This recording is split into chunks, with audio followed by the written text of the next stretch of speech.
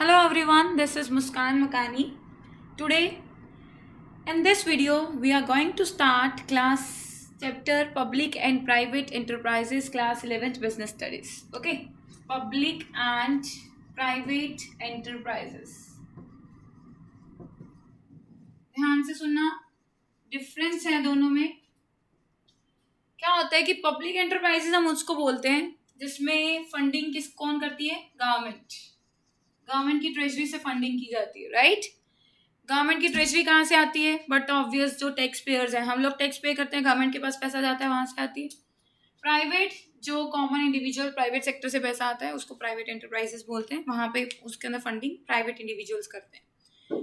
अब इंट्रोडक्शन करने से पहले मैं आपको पहले इंट्रोड्यूस करवा रही हूँ, तो उससे पहले मैं आपको 1991 से पहले बता दूँ सिचुएशन क्या थी, ठीक है? 1991 से पहले हम लोग क्या करते थे कि बहुत ज़्यादा पब्लिक सेक्टर के ऊपर डिपेंड थे। मतलब जो भी बिजनेस खुलता था ना, गवर्नमेंट के अंडर खुलता था पब्लिक सेक्टर में, ठीक है? प्राइवेट सेक्टर में बहुत रेयर कम बिजनेसेस खोले जाते थे और जितने ज़्यादातर मोस्ट ऑफ बिजनेसेस थे वो पब्लिक सेक्टर में थे। धीरे धीरे पता लगा कि प्राइवेट सेक्टर जो है वो ज़्यादा एफिशिएंट है, ठीक है? कैसे पता लगा?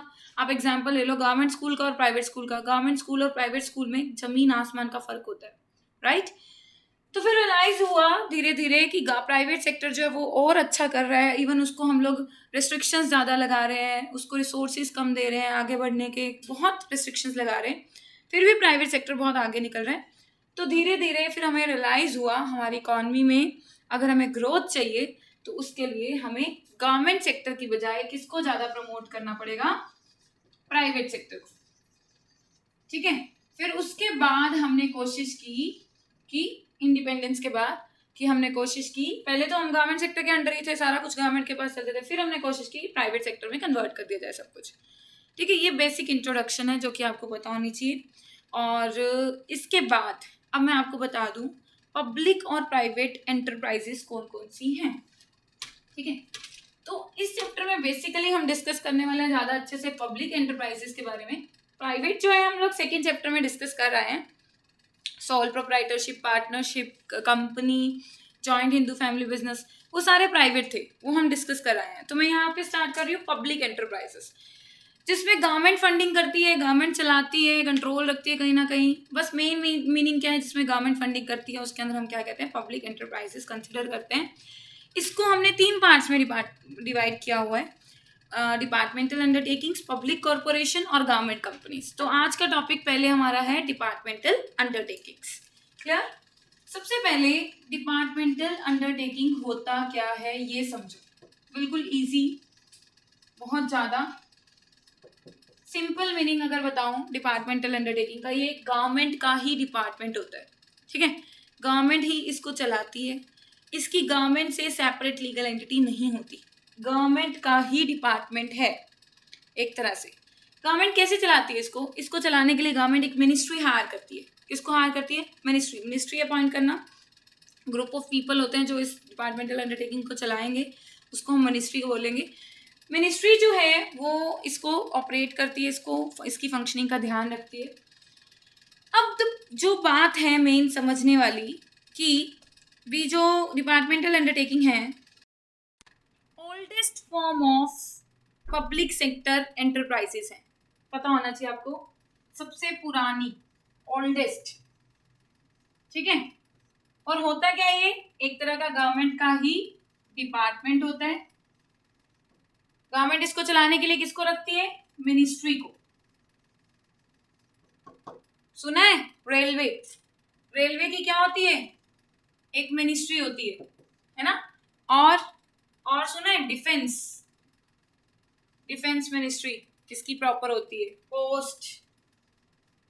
ये सारे किस में आते हैं? डिपार्टमेंटल अंडरटेकिंग्स में। बट इसमें प्रॉब्लम क्या होती है बेटा? ये इनका काम होता है वेलफेयर करना ज़्यादा से ज़्यादा, और जितनी भी ऐसी अंडरटेकिंग्स जो गवर्नमेंट चाहती है कि सीक्रेट रखी जाए, कोई भी ऐसी अंडरटेकिंग जो गवर्नमेंट एक्सपेक्ट करती है कि भी ये इन्फॉर्मेशन हमें मार्केट में लीक नहीं करनी, लोगों को नहीं बतानी, तो उस केस में गवर्नमेंट क्या ओपन कर देती है? Departmental undertaking. डिफेंस की जितनी भी इन्फॉर्मेशन होती है वो कोई भी लीक नहीं होनी होती, तो उसको डिपार्टमेंटल अंडरटेकिंग में ही रखा गया है। रेलवे जो है आपने सुना होगा कि बहुत प्रॉफिट्स में कभी नहीं चलती, कभी रेलवे प्रॉफिट्स में नहीं चलती, ज़्यादातर इसमें लॉसेज ही होते हैं, फिर भी इसको गवर्नमेंट चलाती है। क्यों चलाती है? क्योंकि गवर्नमेंट वेलफेयर करना चाहती है।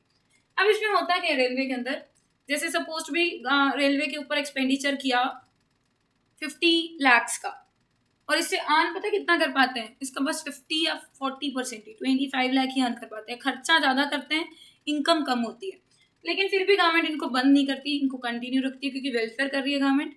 तो फिर गवर्नमेंट बाकी की पेमेंट इनकी करती कैसे है? क्वेश्चन ये क्रिएट होता है। गवर्नमेंट करती है खुद के पैसों से। खुद के पैसे गवर्नमेंट के नहीं होते कभी भी, वो किसके होते हैं? पब्लिक के, लोगों के पैसे। लोगों के पैसे कैसे होते हैं? वो लोग क्या करते हैं? टैक्स पे करते हैं। जो टैक्स पेयर्स होते हैं वहां से जो पैसा आता है, गवर्नमेंट जो है इनकी बची हुई पेमेंट्स करती है। इसके लिए प्रॉपर एक बजट निकलता होता है कि गवर्नमेंट कितना बजट इसके ऊपर लगा रही है, कितना इसके ऊपर लगा रही है। एनुअली बजट डिक्लेयर करती होती है गवर्नमेंट रेगुलर टाइम पे, और जो बजट डिक्लेयर होता है उसके बेसिस पे इसके अंदर फंडिंग की जाती है।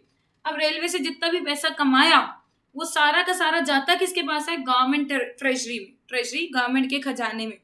क्यों जाता है उसके खजाने में? क्योंकि जब गवर्नमेंट नए तरीके से हर साल रेलवे को बजट निकाल के देती है, हर साल इसके अंदर कितना पैसा लगाना है वो देती है, तो इससे जितना अर्न किया वो ऑब्वियसली किसके पास जाएगा? गवर्नमेंट के पास।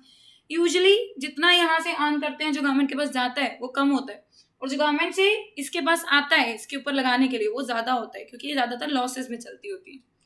सो ये क्लियर है इतना टॉपिक। इसके बाद अगर बात करें स्टाफ की, किसकी? स्टाफ की, कि जो रेलवे मिनिस्ट्री है या डिपार्टमेंटल अंडरटेकिंग की बात करें कि इसके अंदर स्टाफ कैसे हायर किया जाता है, तो स्टाफ एक तरह से सिविल सर्वेंट होता है। इसके अंदर जो भी पर्सन हायर किया जाता है उसको बोला जाता है सिविल सर्वेंट, और सिविल सर्विसेज के रूल्स के अकॉर्डिंग इनको हायर किया जाता है। जो भी उनके रूल्स होते हैं प्रॉपर, ऐसे ही नहीं हायर किया जाता। और ये जो है, जो भी डिपार्टमेंटल अंडरटेकिंग चल रही होती है, ऑपरेट हो रही होती है, इसके ऊपर एक हेड बिठा दिया जाता है जिसको बोलते हैं डिपार्टमेंटल हेड, जो इस सब पूरी डिपार्टमेंटल अंडरटेकिंग को संभालता होता है। अगर उसको बाद में लास्ट में जवाब किसको देना होता है? कंसर्न मिनिस्ट्री को, क्योंकि इसको चलाने के लिए मिनिस्ट्री रखी होती है, मिनिस्ट्री को जवाब देना होता है। मिनिस्ट्री जो जैसे रेलवे मिनिस्ट्री, तो रेलवे डिपार्टमेंट का एक हेड जो है रेलवे को चला रहा होगा, और वो हेड जो है आगे उसको किसको रिस्पॉन्सिबल होगा? मिनिस्ट्री को, उसको जवाब देना पड़ता है। इनके अगेंस्ट आप केस कर सकते हो, डिपार्टमेंटल अंडरटेकिंग के अगेंस्ट। क्यों केस कर सकते हो? कैसे केस कर सकते हो? जिस तरह से एक गवर्नमेंट के अगेंस्ट केस किया जा सकता है, उसी तरह से डिपार्टमेंटल अंडरटेकिंग के अगेंस्ट भी केस किया जा सकता है, स्यू किया जा सकता है। रीजन गवर्नमेंट के जैसा ही क्यों? एज इट इज, क्योंकि ये गवर्नमेंट का ही एक तरह से पार्ट माना जाता है। इसकी एंटिटी गवर्नमेंट से अलग नहीं है, गवर्नमेंट और इसकी सेम कंसिडर की जाती है। इसमें हम कहते हैं नो सेपरेट लीगल एंटिटी। जैसे सोल प्रोप्राइटर में बोलते हैं कि एक पर्सन जो बिजनेस चला रहा है उसकी कोई सेपरेट एंटिटी नहीं होती बिजनेस के साथ, बिजनेस और पर्सन दोनों एक ही हैं। इसी तरह से यहाँ पे गवर्नमेंट और डिपार्टमेंटल अंडरटेकिंग एक ही हैं, दोनों अलग नहीं है, उनकी सेपरेट एंटिटी नहीं है।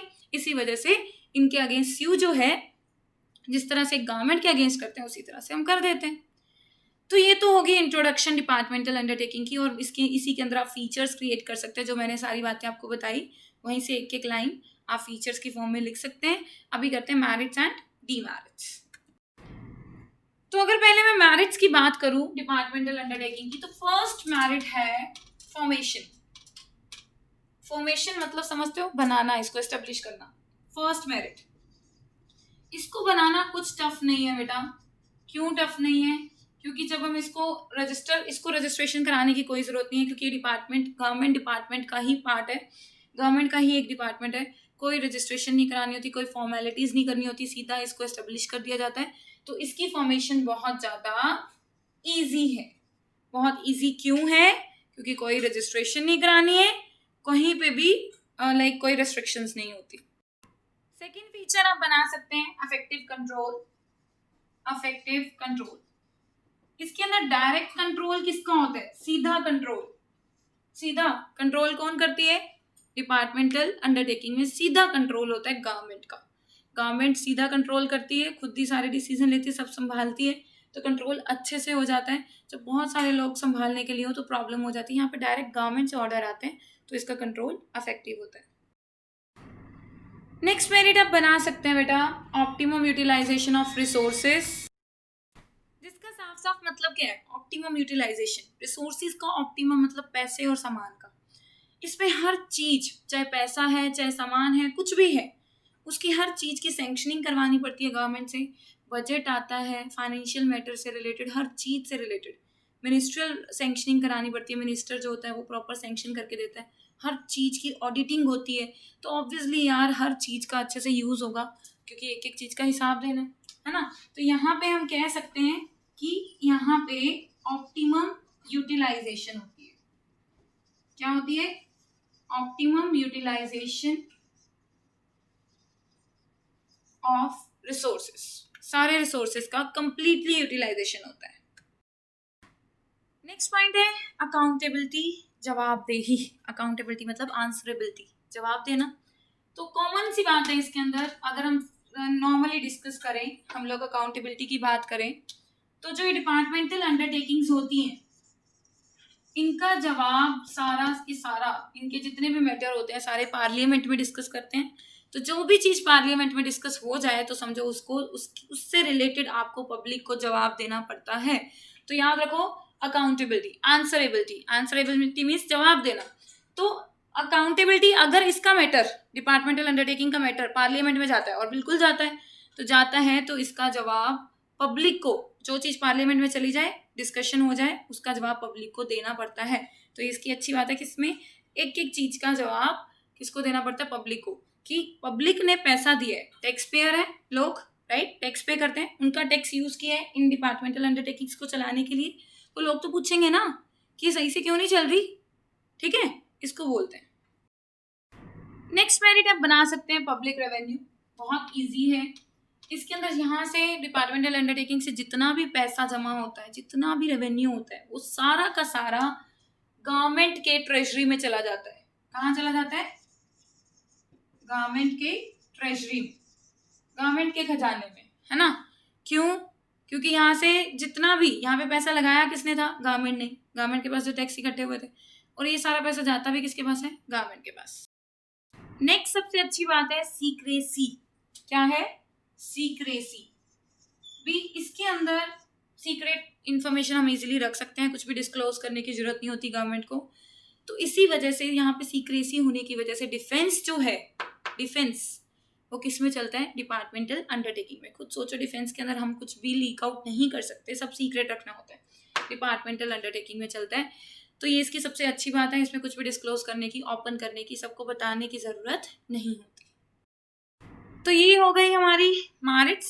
इसके बाद आती हैं डीमेरिट्स। डीमेरिट्स में अगर बात करें तो सबसे बड़ी डीमेरिट जो मैं सबसे पहले डिस्कस करना चाहूंगी आपके साथ, वो है इनफ्लेक्सिबिलिटी, चेंजेस। इसके अंदर चेंजेस नहीं कर सकते। पता क्यों? क्योंकि ये कहाँ, गवर्नमेंट का डिपार्टमेंट, एक तरह से गवर्नमेंट के कंट्रोल के अंदर चलता है, पार्लियामेंट का कंप्लीट कंट्रोल होता है। कुछ भी सिस्टम आप अपनी अपनी मर्जी से कुछ नहीं कर सकते, जो गवर्नमेंट का ऑर्डर आया उसको स्ट्रिक्टली फॉलो करो, कुछ चेंज नहीं कर सकते। फ्लेक्सिबिलिटी होता है चेंज कर पाना, इनफ्लेक्सिबिलिटी चेंज ना कर पाना। तो इसीलिए मैं इसकी सबसे बड़ी लिमिटेशन सबसे पहले डिस्कस करूंगी। लिमिटेशन में फर्स्ट नंबर पे इनफ्लेक्सिबिलिटी, कि इसमें कुछ भी चेंजेस नहीं होते। ठीक है, क्यों नहीं होते? कंप्लीट गवर्नमेंट का कंट्रोल होता है और पार्लियामेंट का कंट्रोल होता है, इसी वजह से।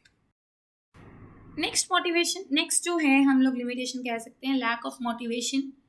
लैक ऑफ मोटिवेशन का मतलब क्या है? सुनना, इसमें क्या होता है कि जो भी पैसा कमाया, देखो पैसा एक मोटिवेशन का काम करता है। जब हम कोई काम करते हैं, अगर उससे हमारे पास पैसा आ रहा है तो हम और मोटिवेट होते हैं, और अच्छा काम करते हैं, और अच्छा करते हैं, और करते हैं, और पैसा आए ताकि, है ना। इसमें लैक ऑफ मोटिवेशन होता है। रीजन क्या है लैक ऑफ मोटिवेशन का? सबसे बड़ा कि एम्प्लॉयज का यहाँ पे वर्किंग करते हैं, उनको कुछ भी नहीं मिलता, उनको तो एक बेसिक फिक्स दे दिया जाता है सबको, चाहे वो हेड ही क्यों नहीं है। सारा का सारा पैसा चला किसके पास जाता है? गवर्नमेंट के खजाने में, गवर्नमेंट की ट्रेजरी में। तो इनको तो कुछ नहीं, ये तो जितना मर्जी अच्छे एफर्ट्स कर ले, इनको तो नहीं मिलना ना, और हर साल नया बजट तो आ ही जाना है। तो ये मोटिवेटेड कम होते हैं और कम काम करते हैं फिर।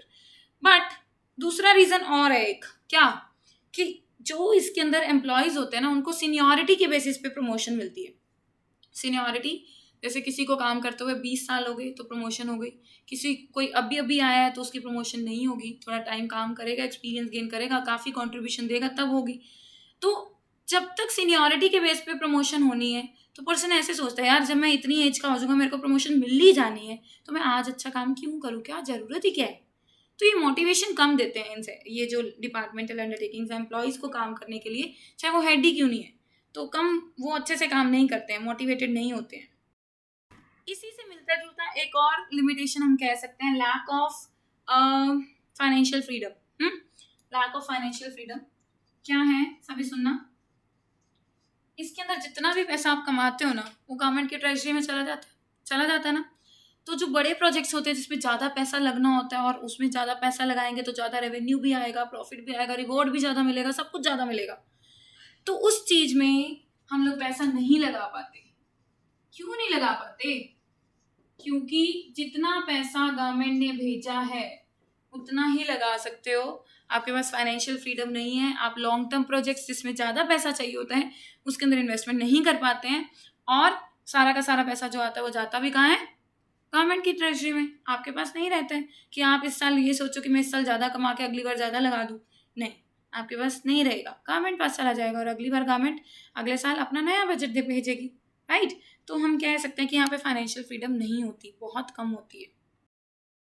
नेक्स्ट पॉइंट क्या बना सकते हो एम्प्लॉयज़ के बारे में? एम्प्लॉयज़ अच्छे से काम नहीं करते, जो गवर्नमेंट के ऑफिशियल्स होते हैं ना, वो अच्छे से काम नहीं करते, तो हम कह सकते हैं कि यहाँ पे इनएफिशिएंट, जो इसके अंदर काम करने का सिस्टम होता है वो इनएफिशिएंट होता है। तो हम कह सकते हैं कि यहाँ पे मैनेजमेंट जो है वो इनएफिशिएंट होती है। एम्प्लॉयज़ जो होते हैं ना, वो सारा दिन पेपर फॉर्मेलिटीज़ में लगे रहते हैं कि ये पेपर फॉर्मेलिटी है, ये पेपर फॉर्मेलिटी है, इसका रिकॉर्ड रख लो, उसका रिकॉर्ड रख लो, बस पेपर फॉर्मेलिटीज़ ही पूरी करते रहते हैं, और कोई काम तो ढंग से कर ही नहीं पाते। रीज़न बीइंग कि इनको आंसर करना होता है पार्लियामेंट को, मिनिस्ट्री को, हर चीज़ को आंसर करना होता है, तो इसलिए अपने पास प्रूफ ज़्यादा रखने में, इकट्ठे करके रखने में ज़्यादा विश्वास करते हैं, और मैनेजमेंट अच्छे से नहीं करते। दूसरा रीज़न क्या है इनएफिशिएंट मैनेजमेंट के पीछे, कि इनको फ्रीक्वेंटली ट्रांसफ़र कर दिया जाता है, एक जगह से दूसरी जगह पे भेज दिया जाता है, तो इनको कोई फ़र्क ही नहीं पड़ता कि हमारी ट्रांसफ़र हो जानी है, कहीं भी भेज सकते हैं, हम यहाँ पे अच्छे से काम करें और बाद में कहीं और शिफ्ट हो जाएं, इस चक्कर में वो अपनी एफिशिएंसी दिखाते ही नहीं है। ये सबसे बड़ी प्रॉब्लम है, इनएफिशिएंट मैनेजमेंट है एम्प्लॉयज़ की तरफ से। ऑफिशियल्स जो भी काम करते हैं यहाँ पे, वो अच्छे से काम नहीं कर पाते, पेपर वर्क में लगे रहते हैं। नेक्स्ट लिमिटेशन है रेड टेपिज्म। रेड टेपिज्म क्या होता है? डिसीजंस डिले हो जाना, ठीक है, सुनना। यहाँ पे रेड टेपिज्म और ब्यूरोक्रेसी सबसे ज्यादा होती है। रीजन क्या है? इसमें डिसीजन डिले होते रहते हैं, लेट, पेपर वर्क ज्यादा है, ये फॉर्मेलिटी कर लो, वो फॉर्मेलिटी कर लो, ये प्रोसीजर फॉलो कर लो, वो प्रोसीजर फॉलो कर लो, कुछ ना कुछ लगे रहते हैं। तो बेटा उससे क्या होता है कि ये लोग डिसीजंस डिले कर देते हैं, लेट कर देते हैं, और अच्छे से काम नहीं कर पाते, है ना। और एक इनोवेशन, कुछ नया क्रिएट करना, क्रिएटिविटी करना, टू क्रिएट समथिंग न्यू, है ना, इसकी तो इसके अंदर जगह ही नहीं है। जो कहा गया सिर्फ चुपचाप वही करो, कुछ नया करने की जरूरत नहीं है। और डिसीजंस भी डिले रहते हैं, डिले मतलब लेट भी, लटके रहते हैं, कितनी देर तक एक फाइल लटकी रहती है। डिपार्टमेंटल अंडरटेकिंग्स, मैरिट्स, डीमेरिट्स हो गई। अब बात करते हैं सूटेबिलिटी की, कि किसके लिए ये सही रहते हैं, किस तरह के बिजनेस के लिए। कुछ सोचो, जहाँ पे सीक्रेसी चाहिए हो, जहाँ पे फंड्स चाहिए हो गवर्नमेंट की तरफ से, हमारे पास मतलब फंड्स नहीं है, जहाँ पे वेलफेयर करना हो लोगों का, जहाँ पे लगे कि खर्चा ज़्यादा होगा और इनकम कम होगी, तो उसमें गवर्नमेंट ही बियर कर सकती है, हम नहीं कर सकते। तो ऐसे ऐसे केसेस में हम लोग कह सकते हैं कि डिपार्टमेंट अंडरटेकिंग ज़्यादा सूटेबल है। So that's all for today's session. Thank you, have a nice day.